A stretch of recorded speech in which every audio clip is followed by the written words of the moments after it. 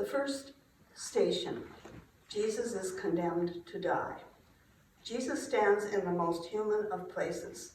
He has already experienced profound solidarity with so many on this earth by being beaten and tortured.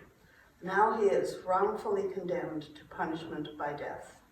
His commitment to entering our lives completely begins its final steps. He has said yes to God and placed his life in God's hands. We follow him in this final surrender and contemplate with reverence each place along the way as he is broken and given for us.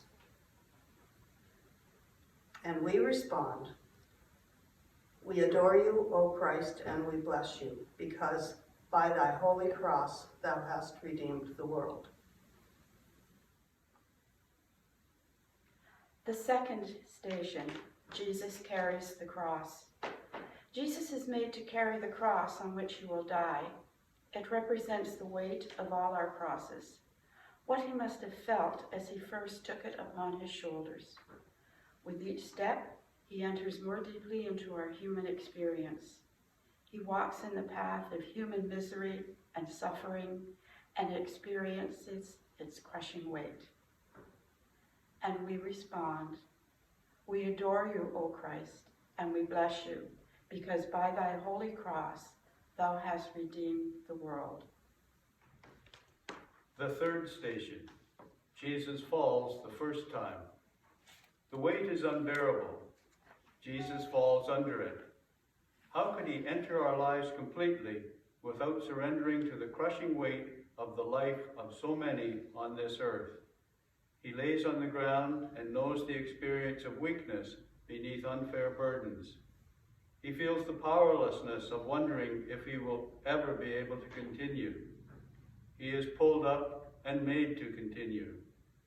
And we respond, "We adore you, O Christ, and we bless you, because by thy holy cross thou hast redeemed the world." The fourth station, Jesus meets his mother. Jesus' mother sees him whipped. She sees him kicked and driven like a beast. She counts his every wound, and though her soul cries out in agony, no protest or complaint escapes her lips. Love and trust in God bind them together. And we respond, "We adore you, O Christ, and we bless you, because by thy holy cross thou hast redeemed the world." The fifth station, Simon of Cyrene helps Jesus carry his cross. Jesus even experiences our struggle to receive help. He is made to experience the poverty of not being able to carry his burden alone. He enters into the experience of all who must depend upon others to survive. He is deprived of the satisfaction of carrying this burden on his own. And we respond, "We adore you, O Christ, and we bless you, because by thy holy cross thou hast redeemed the world." The sixth station, Jesus falls for the second time. Even with help, Jesus stumbles and falls to the ground. In deep exhaustion, he stares at the earth beneath him. "Remember, you are dust, and to dust you will return." He has seen death before.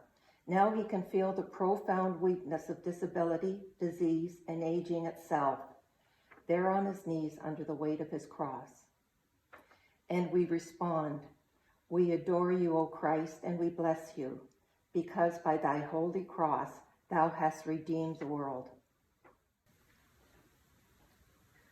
The seventh station, Jesus falls the third time. This last fall is devastating. Jesus can barely proceed to the end. Summoning all his remaining strength, supported by his inner trust in God, Jesus collapses under the weight of the cross. His executioners look at him as a broken man, pathetic, yet paying a price he deserves. They help him up so that he can make it up the hill of crucifixion.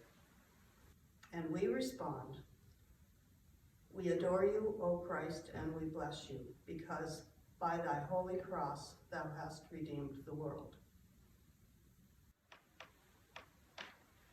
The 8th station. Jesus is stripped of his clothes. Part of the indignity is to be crucified naked. Jesus is completely stripped of any pride. The wounds on his back are torn open again. He experiences the ultimate vulnerability of the defenseless. No shield or security protects him. As they stare at him, his eyes turn to heaven.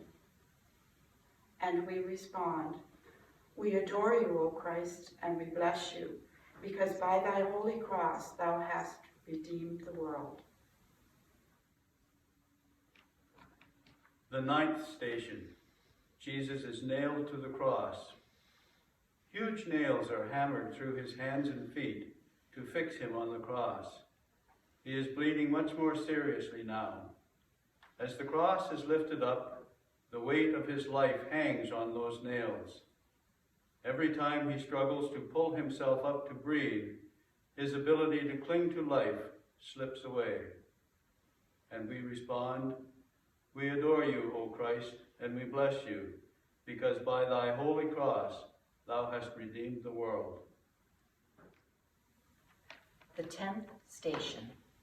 Jesus dies on the cross. The cross becomes his pulpit now. Forgive them, Father.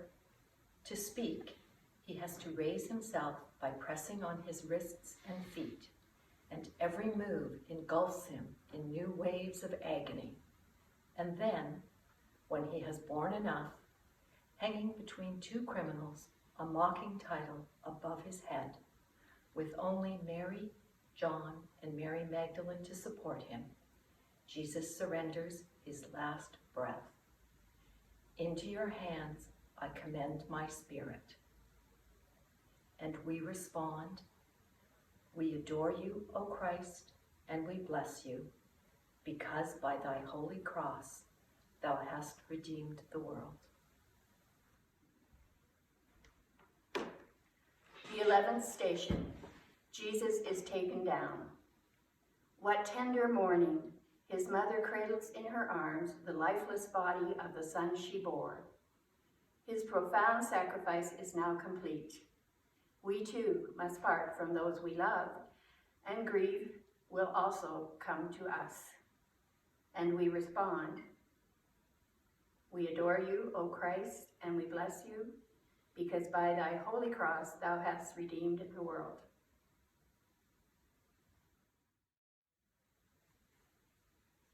The 12th station. Jesus is laid in a tomb. They take the body of Jesus to its resting place. The huge stone over the tomb is the final sign of the permanence of death.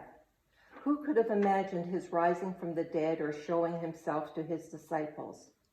Oh, that our hearts might burn within us as we realize how he had to suffer and die so as to enter into his glory for us. And we respond, we adore you, O Christ, and we bless you, because by thy holy cross thou hast redeemed the world.